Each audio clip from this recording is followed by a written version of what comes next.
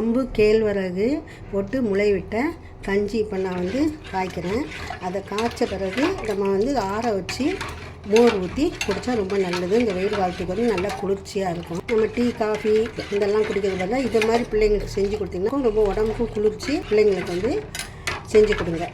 காலையில் ஊற போட்டு நைட்டில் வந்து ஒரு துணியில் கட்டி முளை விடும். அதை வந்து நீங்கள் என்ன செய்யணும், மிக்சியில் அரைச்சி பால் எடுத்து இந்த மாதிரி காய்ச்சி கொடுக்கலாம். நம்ம மாவை அரைக்கிறது பதிலாக இந்த மாதிரி வந்து முளை விட்டு நீங்கள் செஞ்சு கொடுத்தீங்கன்னா ரொம்ப ஹெல்த்தியாக இருக்கும், டேஸ்ட்டாக இருக்கும். பேக் சைடு பாருங்கள், அப்படியே டபுளாக தெரியுது பார்த்திங்களா, அது ஒரு கண்ணாடி கலரில் தெரியுது. ஆனால் நல்லா வெந்துடுச்சுன்னு அர்த்தம். இப்போ எக்ஸாம் டைம் பிள்ளைங்களுக்கு இதை குடிச்சிட்டு போனாக்கா கொஞ்சம் ஹெல்த்தியாக இருக்கும் பிள்ளைங்களுக்கு. இந்த வீடியோ பிடிச்சிருந்தா உங்கள் ஃப்ரெண்ட்ஸ் அண்ட் ஃபேமிலி ஷேர் பண்ணுங்கள், லைக் பண்ணுங்கள், கமெண்ட் பண்ணுங்கள், சப்ஸ்கிரைப் பண்ணுங்கள். கம்பு கேழ்வரகு போட்டு கூழ் செஞ்சுட்டேன். இப்போ அதை வந்து கிளாஸில் ஊற்றுறேன் பாருங்கள். கம்பு கேழ்வரகு கூழ் ரெடி.